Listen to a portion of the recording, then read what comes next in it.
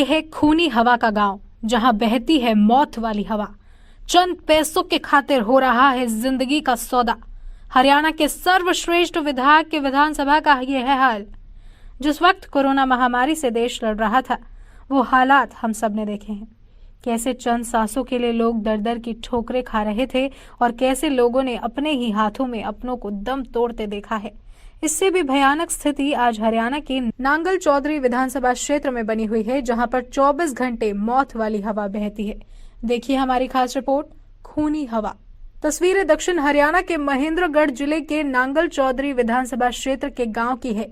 ये विधानसभा विकास पुरुष के नाम से विख्यात हरियाणा सरकार के सर्वश्रेष्ठ विधायक के खिताब से नवाजे गए विधायक अभय सिंह यादव की विधानसभा है। दूसरी बार भाजपा की सीट पर अभय सिंह यादव विधायक बने हैं, लेकिन वहीं उनकी विधानसभा में लोग आज जहरीली हवा खाने को मजबूर हैं।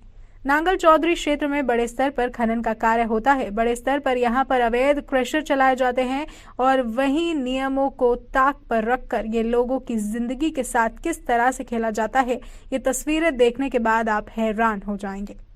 एक लंबे समय से ही एक लड़ाई प्रदूषण के खिलाफ यहाँ लड़ी जा रही थी। लोगों को समझाया जा रहा था कि आने वाले वक्त में ये हवा इतनी जहरीली हो जाएगी कि लोगों को यहाँ से पलायन तक करना पड़ सकता है, और जिसके दुष्परिणाम अब सामने भी आने लगे हैं। ताजा उदाहरण नांगल चौधरी विधानसभा के गांव का है, जहां एक 32 साल का युवक जिंदगी की मौत के बीच लड़ रहा है।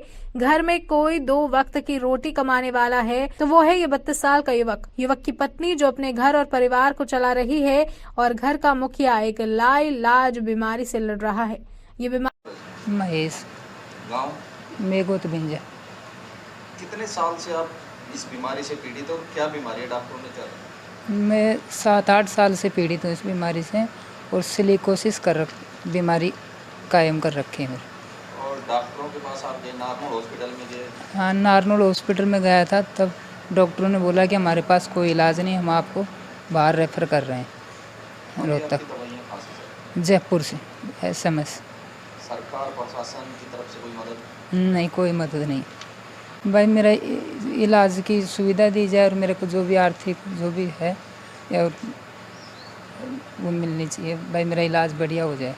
परिवार में कितने सदस्य हैं? मैं हूँ और मेरी वाइफ और 2 बच्चे हैं।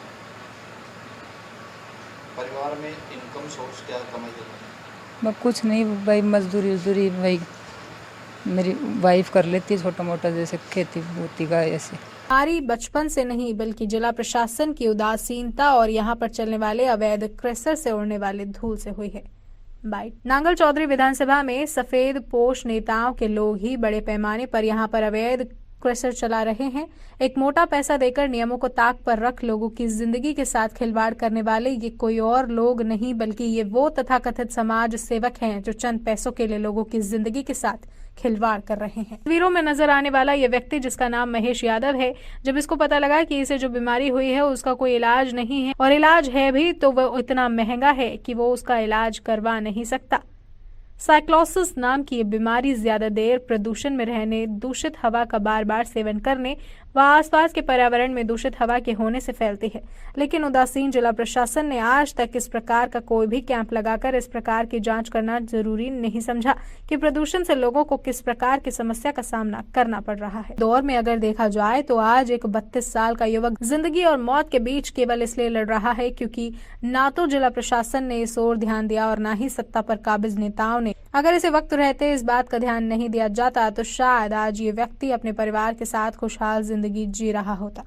बहरहाल कुछ भी हो, आज का एक मामला सामने आया है। समय रहते अगर इस ओर ध्यान नहीं दिया गया तो ये बीमारी कोरोना की तरह विकराल रूप धारण कर लेगी, और देखते ही देखते ये पूरा इलाका कैसे शमशान में बदल जाएगा, इस बात का अंदाजा शायद कोई नहीं लगा सकता। वक्त रहते इस बात पर ध्यान नहीं दिया गया तो क्या परिणाम सामने आएंगे, ये तो आने वाले वक्त में ही पता लग सकेगा। लेकिन कहीं ना कहीं विकास पुरुष के नाम से विख्यात विधायक इस ओर ध्यान देते तो आज ये व्यक्ति अपने परिवार के साथ खुशहाल जिंदगी यापन कर रहा होता। हो यहाँ किस तरह से क्या मामला था? मैं फोकस टीवी के पत्रकारों द्वारा, कुछ लोकल न्यूज़ चैनलों द्वारा इस बार सूचना मिली कि इस प्रकार की सिलिकॉन बीमारी से एक व्यक्ति पीड़ित है। हम सच को पता लगाने के लिए जब मेघोत गांव में पहुंचे तो हमने पाया कि उस आदमी की स्थिति बड़ी दयनीय है। ना विधायक के द्वारा, ना सांसद के द्वारा, और ना ही सरकार के किसी नुमाइंदे के द्वारा, डीसी के द्वारा, ना ही लोकल प्रशासन के द्वारा इसकी कोई हेल्प की जा रही है। इसके 3 साल और 5 साल के बच्चे हैं, इसकी पत्नी मजदूरी करती है, आय का कोई साधन नहीं है। ये सरकार एक लूट तंत्र का माध्यम बन गई है, इसकी कोई सहायता नहीं करना चाह रहा। इस क्रशर जोन को तुरंत प्रभाव से बंद करना चाहिए। अगर इसकी सुनवाई 36 घंटे के अंदर नहीं हुई तो इसको लेकर हमारा संगठन एक नई मुहिम बनाएगा, जिसके लिए प्रशासन स्वयं जिम्मेदार होगा किसी गतिविधि के लिए। मामला है, आप यहाँ गांव में पहुँचे, किस तरह से?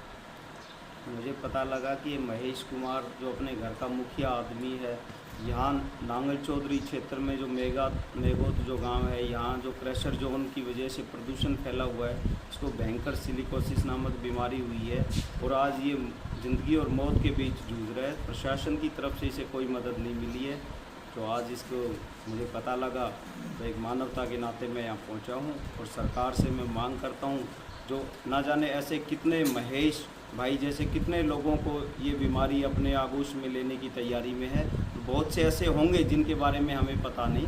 सरकार एक जांच अभियान चलाए, ऐसे लोगों को मदद करे और ये जो प्रदूषण रूपी महामारी यहाँ फैल रही है, इसको दूर करने का काम करें। यहाँ मेघोत में आए हो, एक युवा है, इसकी हालचाल जानने, किस तरह से क्या मामला है? सर, मैं इस क्षेत्र का वासी हूँ। यहाँ पिछले 10 साल से प्रदूषण का इतना बुरा हाल है, सरकार का इसकी तरफ ध्यान नहीं है। ये महेश तो आपके सोशल मीडिया पर, टीवी पर चलने से आपको पता चला है। यहाँ महेश जैसे पता नहीं कितने ऐसे लोग हैं जो इस प्रदूषण की मार झेल रहे हैं, किसान बेहाल हैं। सरकार इस तरफ ध्यान नहीं दे रही, लेकिन सरकार को इस तरफ ध्यान देना चाहिए। यहाँ के लगभग इन 20 गाँव के आज के समय तक लगभग 700-800 परिवार पलायन कर चुके हैं। महेश जैसे अंतिम घड़ियाँ गिन रहे हैं और सरकार इस तरफ ध्यान नहीं दे रही। महेश का बहुत बुरा हाल है, इसके पास इलाज के लिए कोई पैसा नहीं है, इसके बच्चे हैं, इस पर आश्रित हैं। सरकार ने इसकी तरफ कोई ध्यान नहीं दिया है। अब हम सब लोग मिलकर के महेश की सहायता करने के लिए तैयार हैं, लेकिन एक महेश की तो हम सहायता कर सकते हैं, यहाँ पर तो कई सैकड़ों महेश होने वाले हैं। तो सरकार को तुरंत इस प्रदूषण को बंद करना चाहिए, आँखों को बंद करके नहीं बैठना चाहिए।